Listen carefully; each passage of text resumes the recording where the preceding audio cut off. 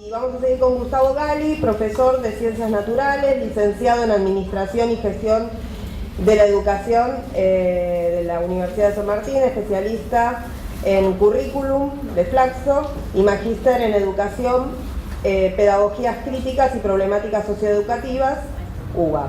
Actualmente integra el equipo de la Secretaría de Cultura y Educación del SUTEBA, es coordinador del Centro de Pedagogías Críticas y Educación Popular de la Fundación La Salle Argentina, se desempeña como docente universitario en la Universidad de Burlingame y en la Universidad Metropolitana, ha sido docente y directivo de las escuelas secundarias y de institutos de formación docente. Es coordinador de...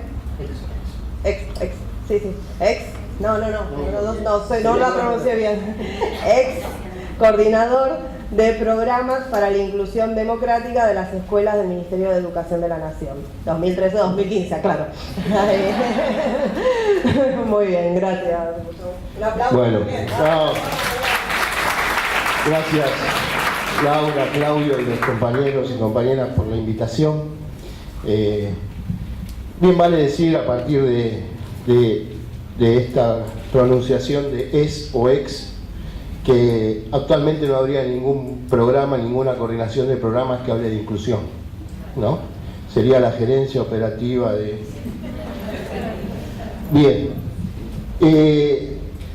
A ver, cuando trabajábamos poco previo a este momento con Claudio, que nos juntamos a pensar un poco de qué podía tratar este espacio, y como bien explicó Laura recién, pensábamos, bueno, plantear en forma casi paradójica, ¿sí?, algunas cuestiones de lo trabajado en la década anterior y algunas cuestiones, algún análisis de lo que estamos viviendo del 2015 para acá. Así que, bueno, voy a ir por ahí, esa es la idea.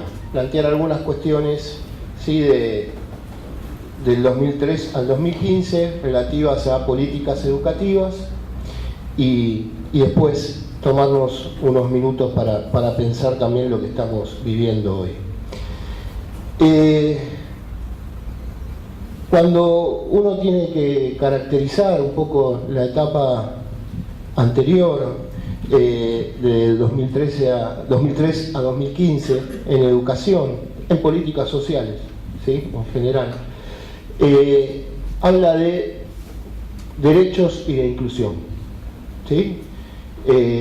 Pasamos a pensar, ¿sí?, el trabajo de esas políticas, el despliegue de las políticas, en términos de la ampliación de derechos y de políticas de inclusión, que muchas veces se plantean como cuestiones similares, y acá voy a traer, porque Raquel hace un ratito me dio un pie para esto, cuando hablaba de la igualdad, voy a traer una distinción que hace un querido filósofo Eduardo Rinesi, ¿sí? Rinesi dice, hace un planteo que no es lo mismo justamente, ¿no?, la perspectiva de derechos que la inclusión, porque dice, si hay algo que distingue a ambas, tiene que ver con la igualdad, porque cuando uno habla de derechos, ¿sí?, supone que el derecho de por sí, de movida, nos iguala, ¿sí? Es para todos, es para todas. Todas tenemos los mismos derechos. Sin embargo, entonces, el derecho es un punto de partida de la igualdad, ¿sí? En cambio, la inclusión, dice Rinesi, parte de la desigualdad como punto de partida, ¿sí? Porque alguien que está afuera lo tenemos que hacer entrar, tiene que venir, lo tenemos que traer. ¿Por qué empezar por acá? Porque me parece importante tener en cuenta las dos perspectivas en torno a la igualdad, ¿sí?, en un país como el nuestro y en un continente como el nuestro que si tiene una característica es la profunda desigualdad. Entonces, digo, pensar en cómo también a partir de esa profunda desigualdad se pueden construir, pensar y hasta, digo, desarrollar paradigmas en torno a los derechos y la inclusión. Unas políticas educativas entonces que trabajaron sobre los derechos en torno a aquello que nos iguala y trabajaron sobre la inclusión en torno a aquellos que están por fuera y que tenemos que hacer entrar. Y cuando digo trabajaron sobre los derechos, digo, bueno, una de las cosas, creo yo, más importantes que se dio en educación y que fue un hito absolutamente en la historia de la educación argentina, es que a partir del 2006 la educación en Argentina es un derecho. Antes la educación era un servicio o era otra cosa, pero nunca fue un derecho. Un derecho, la educación se convierte en un derecho recién con la ley 26.206 en 2006. Acá estamos hablando de políticas de infancia, casi una ruptura de paradigma, como lo que significó la 26.061 y la ley de patronato. ¿Sí? Digo, dar vuelta a la historia. Y esa educación como derecho del año 2006 trae consigo la obligatoriedad de la escuela secundaria. Una escuela secundaria que nace en forma elitista ya, ¿sí?, en los inicios del sistema educativo argentino, para formar a las élites, para educar, ¿sí?, a las clases altas, para que puedan seguir siendo clases altas y seguir mandando, mientras que para los demás estaban las escuelas de oficios, ir a trabajar, si no, ¿sí? Por eso poner en discusión la obligatoriedad de la escuela secundaria y pensar que la escuela secundaria es para todos, es para todas, es poner en discusión la historia del sistema educativo argentino. Es poner en discusión para quién es la escuela, para quiénes. Porque tenemos la idea de que la escuela pública siempre fue para todos. Bueno, la primaria sí, un poco más. La secundaria no. ¿Sí? La secundaria no. A la secundaria, yo que nací en una familia capital de clase media, por supuesto que para mí era algo obligado a lo que tenía que ir. Ahora, para miles, cientos de miles y millones de pibes, no. ¿Sí? No. Lo que para mí era un privilegio, para ellos no. Y entonces en 2006, bueno, los privilegiados dejamos de tener un privilegio porque se convirtió en derecho para todos. Entonces, eso nos trae otra discusión fuertísima, que es la discusión, una falaz discusión, que tiene que ver con la calidad de la educación. Bueno, si ahora viene el hijo del chorro, viene lo negro, viene esto, viene el otro, y bueno, entonces nivelamos para abajo, ¿sí? Ese es el imaginario. Pero eso nos lleva a discutir qué entendemos por educación de calidad. ¿Qué es una educación de calidad? ¿Quién define la calidad? ¿La Organización Mundial del Comercio con las pruebas PISA define la calidad educativa de un país? ¿Quién define la calidad? ¿Podemos hablar de calidad pensando que hace tan solo? Porque vieron que siempre hay una nostalgia que mira hacia atrás y dice todo tiempo pasado fue mejor. Y podemos decir que fue mejor una educación por ejemplo secundaria hace nada más que 45 años, no hace, ¿sí? Hace 45 años una educación secundaria que no llegaba al 50% de los pibes a estar en la escuela. ese era un mejor sistema educativo, era un sistema educativo de mayor calidad que el sistema educativo que tenemos hoy, que está el 85% de los pibes que tienen que estar en la escuela. ¿Cuál es la calidad? Digo, porque una buena escuela, disculpen, no quiero herir susceptibilidades, solo pongo ejemplo. En la ciudad de Buenos Aires lo construye cualquiera. Yo tengo 1000 aspirantes y me quedo con 50, y ahí da clase cualquiera. Entonces, cuando hablan de facilismo, yo digo, la opción de todos adentro es la opción del dificilismo. Andar a dar clase a González Catán con 45 pibes dentro del aula, hace que aprendan y después vamos a ver qué es más difícil, si Nacional Buenos Aires o González Catán. Entonces, esas discusiones, que son discusiones de fondo, ¿sí?, que se dan en torno a la educación como derecho, ponen en discusión o subvierten, ponen patas arriba una matriz, como también decía Raquel hace un rato, una matriz meritocrática que viene desde la historia, en la que se funda y se fundamenta la historia del sistema educativo argentino, de muchos sistemas educativos, ¿sí?, de los estados modernos, si uno quiere decir, pero bueno, el argentino sobre todo. Y todos estos años también fueron años de discutir, de pelear, de debatir, y no solo a nivel de políticas educativas, también en la sala de maestros y profesores, ¿sí?, porque como muchos estamos convencidos que la escuela es para todos y para todas, la verdad que hay otros que no. Entonces, ahí se ha dado y se sigue dando un debate que hoy es más difícil. ¿Por qué? Hoy es más difícil porque hay un clima de época, hay un discurso, ¿sí?, que vuelve a reponer la idea de la meritocracia por sobre la idea de derecho. Vuelve a reponer que está bien que haya ganadores y perdedores. Vuelve a reponer que ganadores y perdedores, pero que vieron que siempre son los mismos los que ganan y siempre son los mismos los que pierden, ¿sí? Y a que pierde, para que siga compitiendo, se le dice lo importante es competir, ¿no? Entonces,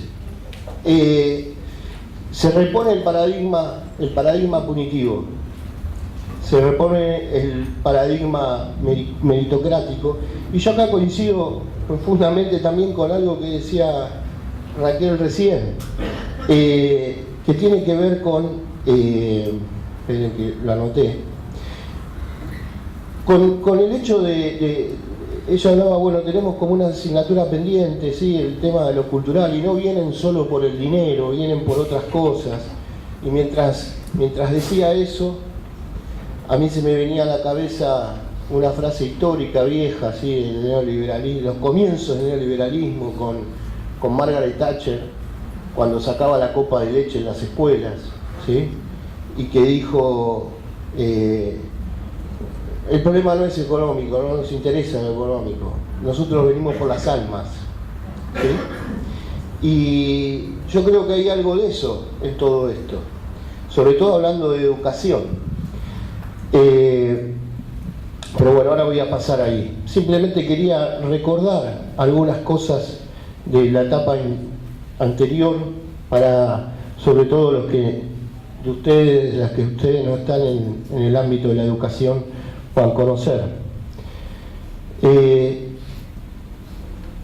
Para poder avanzar en la ampliación de derechos, digo, se construyeron un montón de herramientas jurídicas, normativas, leyes, concretamente. La ley del Fondo Nacional de Incentivo Docente, la ley de Educación Técnica Profesional, ¿sí?, con financiamiento de la educación técnica, la ley de Protección Integral, la 26.061, que no tengo que decir acá, ley de financiamiento educativo, ley de educación sexual integral, ley de educación nacional, ley de obligatoriedad de la escuela de los 4 años, por nombrar algunas. Y eso al mismo tiempo, digo, se vinculaba y se articulaba fuertemente con políticas sociales como la asignación universal y el Progresar y un montón de otras políticas sociales. Pero, por ejemplo, algunas cosas que se hicieron en términos de cifras, y esto lo estoy diciendo a partir de un artículo que les pasé para que ustedes tengan, que es de un querido compañero y enorme compañero y que trabaja, milita fuertemente en el Instituto Patria, que es Alberto Silioni, el exministro. Él puso en un artículo algunas cifras. Conectar Igualdad llegó a 11.000 establecimientos y se repartieron 5,2 millones de netbook. Se distribuyeron 7.200 aulas digitales móviles en las escuelas primarias. En la TV pública se construyeron los canales Encuentro y Pacapaca. Hoy, en el día de hoy, Pacapaca está fuera de la grilla de Cablevisión, el día de hoy, ¿sí? Y hace poco estaba, les cuento esto, una charla después de una cena con Alberto Silioni, y decía que los primeros días, a modo de anécdota, los primeros días de gobierno, la gente de las nuevas autoridades de los canales citaron a la gente, a los autores de Pacapaca, ¿no? Le dijeron que si querían que Pacapaca siga, ¿sí?, a San Martín había que sacarle el sable y desinflarle el pecho. Eso sí por las almas, ¿sí? Eso sí por la cultura. Bueno, Pacapaca no siguió. Inversión educativa, ¿sí? Plan de infraestructura escolar, 1921 edificios escolares nuevos, 1921 escuelas nuevas. Refacción profunda de 7.000, y se dejaron a diciembre de 2015 982 edificios en proceso de ejecución, edificios escolares. 17 universidades nacionales. Se pasó en el año 2001 de 1.400.000 estudiantes universitarios a 1.800.000 en 2014. Yo tengo la suerte de trabajar en una universidad nacional de las nuevas del conurbano, donde el 75% de los estudiantes son primera generación universitaria y el 55% tiene hijos. Formación docente, ¿sí? Formación docente.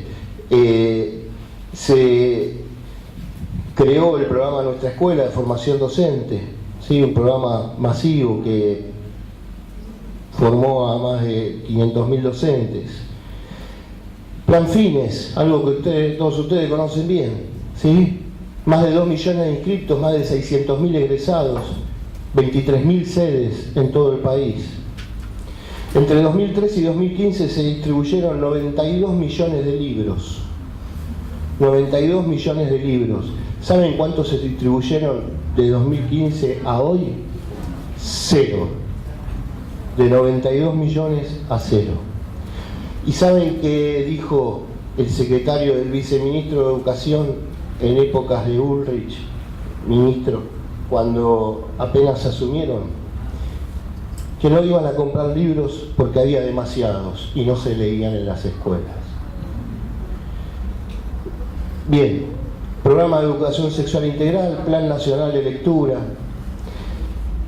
1.161 centros de actividades infantiles abiertos y 2.752 centros de actividades juveniles, 232 radios escolares.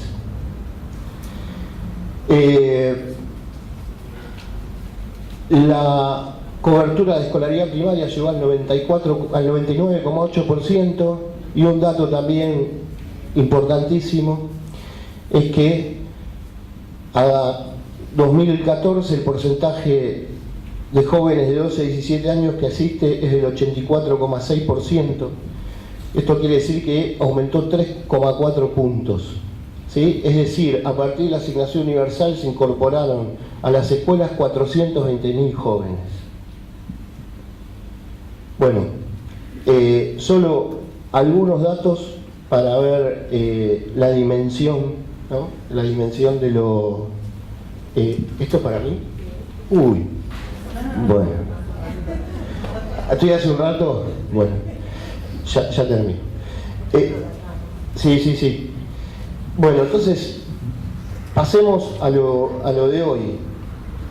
Y cuando digo pasemos a lo de hoy, entre otras cosas, digo,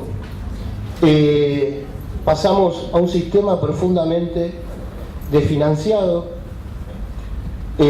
donde el presupuesto está subejecutado, pero también donde no solo hay cambios sustanciales en torno a el financiamiento o el desfinanciamiento de programas, de becas, de programas socioeducativos, de libros, no solo de eso, sino también fuertemente de un cambio.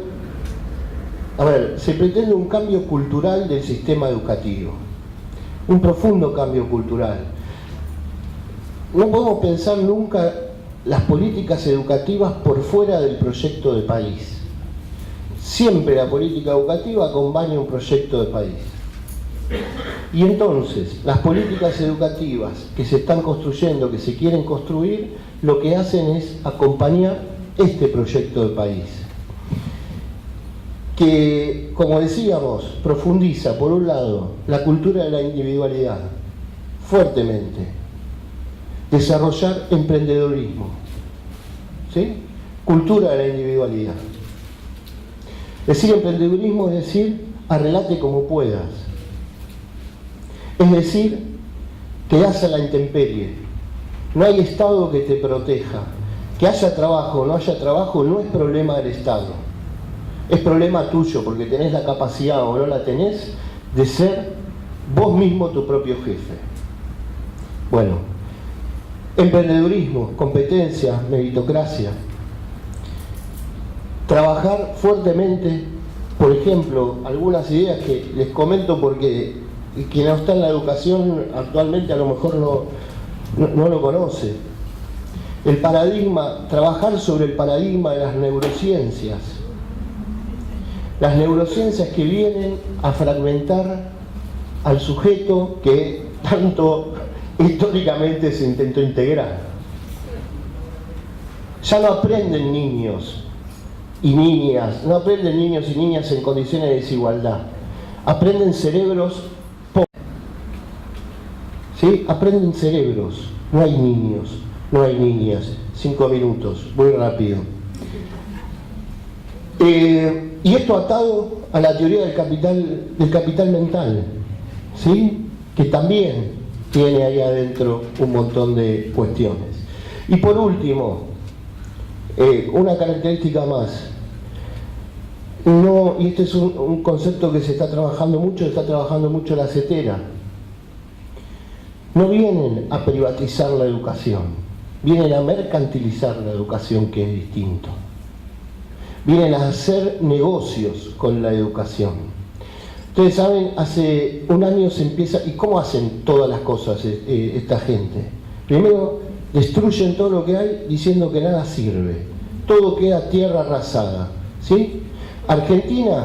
En Argentina nadie sabe enseñar matemática, ¿sí?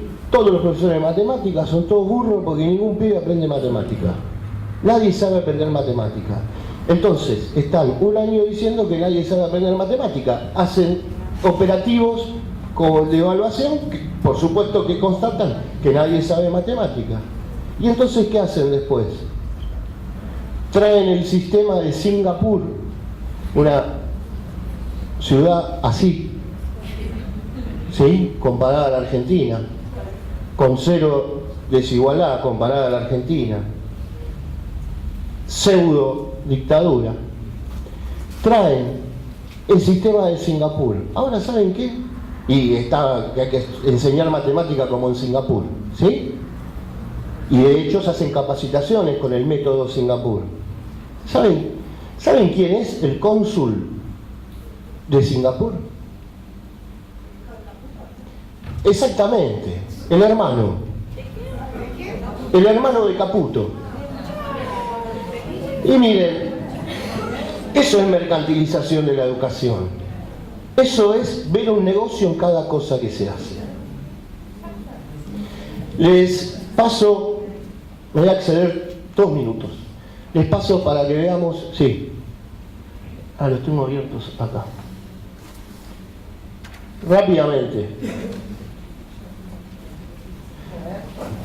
Bueno, pero después yo se los dejo esto. Son 2 informes de la CETERA bien actuales, para que veamos, ¿sí?, cuál es el nivel de desfinanciamiento. Cobertura del programa de educación sexual integral, ¿sí? Vamos para atrás, miramos los últimos 2 o 3 años, movimiento de Ni Una Menos, movimiento feminista. Digo, no hay que ni pensar en la importancia del programa de educación sexual. 2015, ¿sí? 2015. En ese año, solo en el año 2015, desde el Ministerio de Educación se capacitaron a 55.000 docentes. ¿Sí? 55.000 docentes. En el 2016, 200.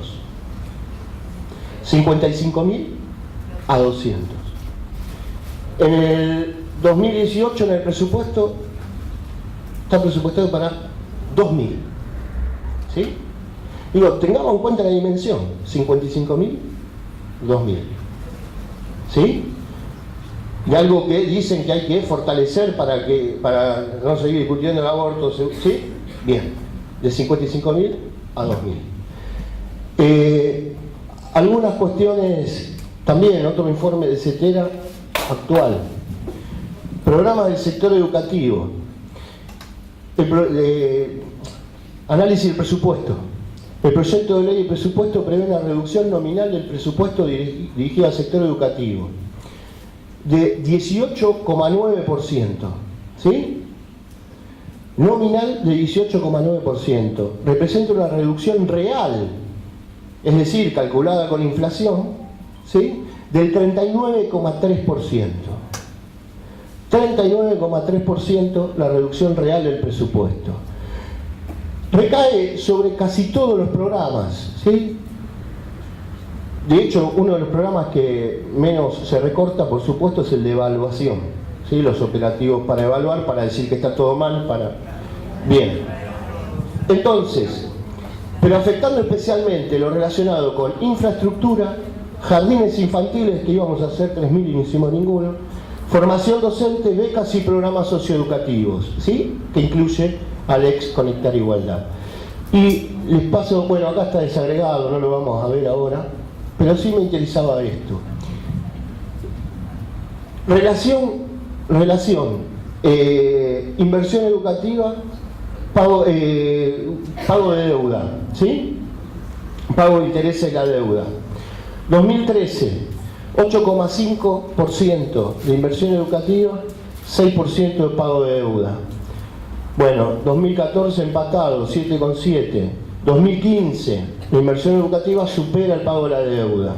2016, el pago de deuda, primer año, el pago de deuda duplica a educación, 7,3 contra 14,4.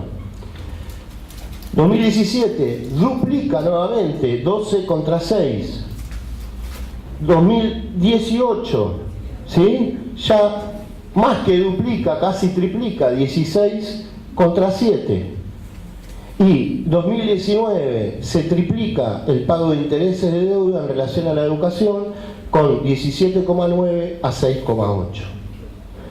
Estas son las opciones y prioridades en torno al presupuesto que estamos viviendo. Bueno, gracias.